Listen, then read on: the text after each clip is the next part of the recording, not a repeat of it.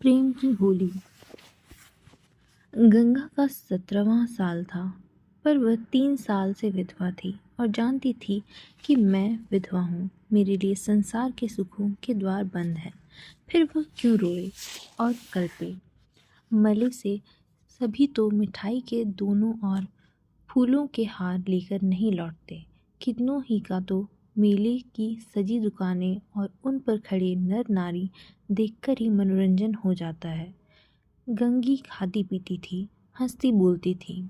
किसी ने उसे मुंह लटकाए अपने भाग्य को रोते नहीं देखा। घड़ी रात को उठकर गोबर निकालकर गाय बैलों को सानी देना,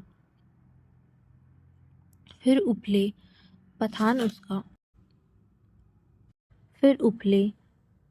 पथना उसका नित्य का नियम था।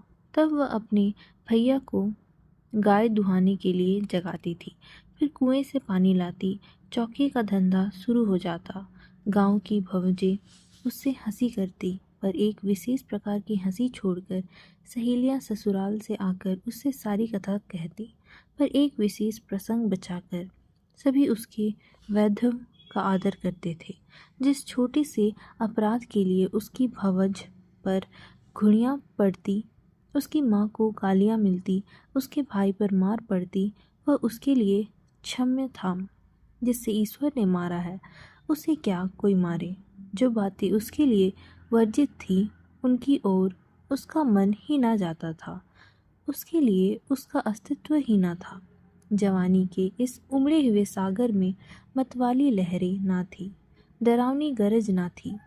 अचल शांति का साम्राज्य था। होली आई, सबने गुलाबी साड़ियाँ पहनी। गंगी की साड़ी नारंगी गई। माँ ने पूछा, बेटी तेरी साड़ी भी रंग दूँ? गंगी ने कहा, नहीं अम्मा, यूँ तो रहने दो। भवज ने भाग गया। वह पकवान बनाती रही, उसे इसी में आनंद था। तीसरे पहर दूसरे गांव के लोग होली खेलने आए। यह लोग भी होली लौटाने जाएंगे। गाँवों में यही परस्पर व्यवहार था। मेकू महतो ने भंग बनवा रखी थी, चरस गांजा माजूम सब कुछ लाए थे। गंगी ने यही भंग पीसी थी, मीठी अलग बनाई थी, नमकीन अलग। उसका भाई पिलाता था, वह हाथ धुलाती थी। जवान सिर नीचा किए पीकर चले जाते। बूढ़े गंगी से पूछ लेते, अच्छी तरह हो ना बेटी, या चुहल करते, क्यों री गंगिया भवज, तुझे खाना नहीं देती क्या, जो इतनी दुबली हो गई है। गंगिया हंसकर रह जाती। देह क्या उसके बस की थी, न जाने क्यों वह मोटी हुई थी। भंग पीने के बाद लोग भाग गाने लगे। गंगिया अपनी चौखट पर खड़ी सुन रही थी। एक जवान ठाकुर गा रहा था। कितना अच्छा स्वर था, कैसा मीठा। गंगिया को बड़ा आनंद आ रहा था। माँ ने कई बार पुकारा सुन जा। वह न गई। एक बार गई भी तो जल्द से लौट आई। उसका ध्यान उस गाने पर न था। न जाने क्या बात उसे खींच लेती थी, लेती थी। जवान ठाकुर भी बार बार गंगिया की ओर देखता और मस्त होकर गाता। उसके साथ वालों को आश्चर्य हो रहा था, ठाकुर को यह सिद्धि कहाँ मिल गई। वह लोग विदा हुए तो गंगिया चौखट पर खड़ी थी। जवान ठाकुर ने भी उसकी ओर देखा और चला गया। गंगिया ने अपने बाप से पूछा, कौन गाता था दादा? मेकू ने कहा, कठोर के बुद्धू सिंह का लड़का है, गरीब सिंह। बुद्धू रीति व्यवहार में आते जाते थे। उसके मरने के बाद अब वही लड़का आने जाने लगा। गंगी, यहाँ तो पहल आया है। मेकू, हाँ, और तो कभी नहीं देखा। मिजाज बिल्कुल बाप का सा है और वैसे ही मीठी बोली है। घमंड तो छू नहीं गया। बुद्धू के पखार में अनाज रखने को जगह न थी, पर चमार को भी देखते तो पहले हाथ उठाते। वही उसका स्वभाव है। गोरू आ रहे थे। गंगी पगिया लेने भीतर चली गई। वही स्वर उसके कानों में गूंज रहा था। कई महीने गुजर गए। एक दिन गंगी गोबर पाथ रही थी। सहसा उसने देखा वही ठाकुर सिर झुकाए द्वार पर से चला जा रहा है। अब गोबर छोड़कर उठ खड़ी हुई। घर में कोई मर्द न था, सब बाहर चले गए थे। यह कहना चाहती थी, ठाकुर बैठो, पानी पीते जाओ, पर उसके मुंह से बात ना निकली। उसकी छाती कितने जोर से धड़क रही थी। उससे एक विचित्र घबराहट होने लगी। क्या करे, कैसे उसे रोक ले। गरीब सिंह ने एक बार उसकी ओर ताका और फिर आंखें नीचे कर ली। उस दृष्टि में क्या बात थी कि गंगी के रोए खड़े हो गए। वह दौड़ी घर में गई और माँ से बोली, अम्मा, वह ठाकुर जा रहे हैं। गरीब सिंह। माँ ने कहा, किसी काम से आए होंगे। गंगी बाहर गई तो ठाकुर चला गया था। वह फिर गोबर पाथने लगी, पर उपले टूट टूट जाते थे। आप ही आप हाथ बंद हो जाते, मगर फिर चौंक कर पाथने लगती, जैसे कहीं दूर से उसके कानों में आवाज़ आ रही हो। वह दृष्टि आंखों के सामने थी। उसमें क्या जादू था, क्या मोहनी थी। उसने अपनी मूक भाषा में कुछ कहा। गंगी ने भी कुछ सुना। क्या कहा यह वह नहीं जानती, पर वह दृष्टि उसकी आंखों में बसी हुई थी।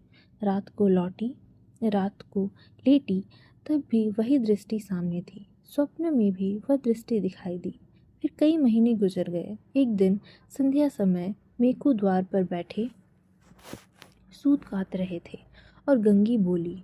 गंगी बैलों को सानी चला रही थी कि सहसा चिल्ला उठी, दादा दादा ठाकुर, दादा दादा ठाकुर। मेकू ने सिर उठाया तो द्वार पर गरीब सिंह चला आ रहा था। राम राम हुआ। मेकू ने पूछा, कहाँ गरीब सिंह, पानी तो पीते जाओ। गरीब आकर एक माची पर बैठ गया। उसका चेहरा उतरा हुआ था, कुछ वह बीमार सा जान पड़ता था। मेकू ने कहा, कुछ बीमार थे क्या? गरीब, नहीं तो दादा। मेकू, कुछ मुंह उतरा हुआ है। क्या सूद ब्याज की चिंता में पड़ गए? गरीब, तुम्हारी जीते मुझे क्या चिंता है दादा। मेकू, बाकी दे दी ना। गरीब, हाँ दादा, सब बेबाक कर दिया। मेकू ने गंगी से कहा, बेटी जा, कुछ ठाकुर को पानी पीने को ला।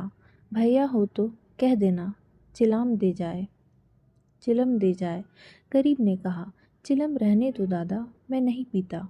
मेकू, अब की घर ही तमाकू बनी है, स्वाद तो देखो, पीते तो हो। गरीब, इतना बेउदब ना बनाओ दादा। काका के सामने चिलम नहीं छुई, मैं तुमको उन्हीं की जगह देता हूँ। यह कहते कहते उसकी आंखें भर आई। मेकू का हृदय भी गदगद हो उठा। गंगी हाथ की टोकरी लिए मूर्त के समान खड़ी थी। उसकी सारी चेतना, सारी भावना गरीब सिंह की बातों की ओर खिंची हुई थी। उसमें और कुछ सोचने की और कुछ करने की शक्ति ना थी। ओह, कितनी नम्रता है, कितनी सज्जनता, कितनी अदब। मेकू ने फिर कहा, सुना नहीं बेटी, जाकर कुछ पानी पीने को लाओ। गंगी चौंक पड़ी, दौड़ी हुई घर में गई, कटोरा मांजा, उसमें थोड़ी सी राब निकाली, फिर लौटा, गिलास मांजकर शरबत बनाया। माँ ने पूछा, कौन आया है गंगिया? गंगी, वह है ठाकुर गरीब सिंह। दूध तो नहीं है अम्मा, रस में मिला देती। माँ, है क्यों नहीं, हांडी में देख। गंगी ने सारी मलाई उतार कर रस में मिला दी और लोटा गिलास लिए बाहर निकली। ठाकुर ने उसकी ओर देखा। गंगी ने सिर झुका लिया। वह संकोच उसमें कहाँ से आ गया।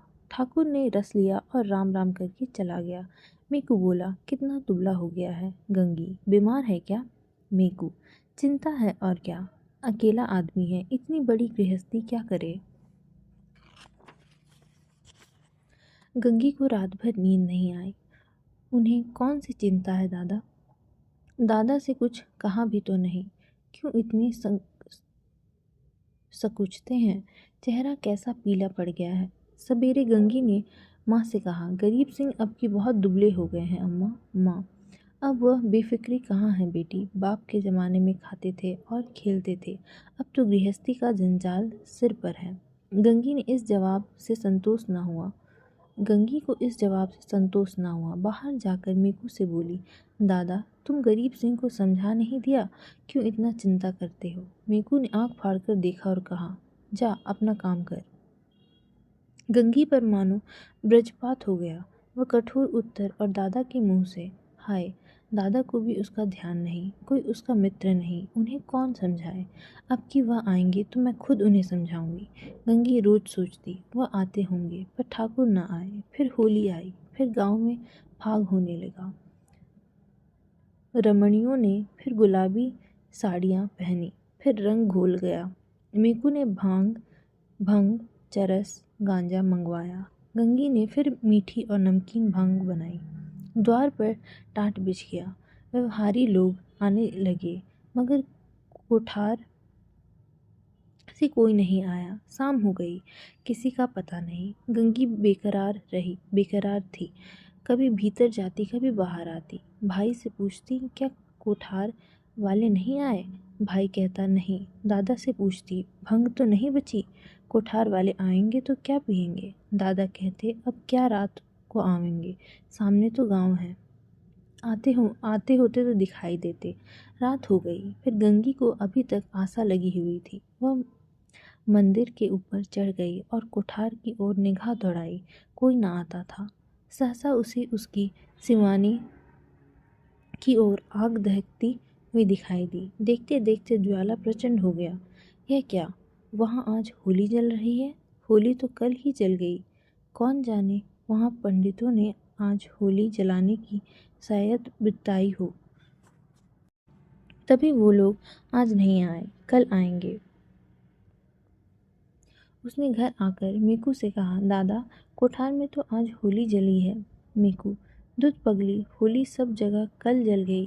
गंगी, तुम मानते नहीं हो, मैं मंदिर पर से देख आई हूँ, होली जल रही है। ना पितियाते हो तो चलो मैं दिखा दूँ। मीकू, अच्छा चल देखूँ। मीकू ने गंगी के साथ मंदिर की छत पर आकर देखा। 1 मिनट तक देखते रहे, फिर बिना कुछ बोले नीचे उतर आए। गंगी ने कहा, है होली की नहीं? तुम ना मानते थे। मीकू, होली होली नहीं है पगली, चिता है, कोई मर गया है, तभी आज कोठार वाले नहीं आए। गंगी का कलेजा धक से हो गया। इतने में किसी ने नीचे से पुकारा, मीकू महतो। कोठार के गरीब सिंह गुजर गए। मीकू नीचे चले गए, पर गंगी वहीं स्तब्ध खड़ी रही। कुछ खबर ना रही। मैं कौन हूँ, कहाँ हूँ? मालूम हुआ जैसे गरीब सिंह उस सुदूर चिता से निकलकर उसकी ओर देख रहा है। वही दृष्टि थी, वही चेहरा। क्या उसे वह भूल सकती थी? उस दिवस से फिर कभी होली देखने नहीं गई। होली हर साल आती थी, हर साल उसी तरह भंग बनाती थी, हर साल उसी तरह भाग होता था, हर साल अबीर गुलाल उड़ाती थी। पर गंगी के लिए होली सदा के लिए चली गई।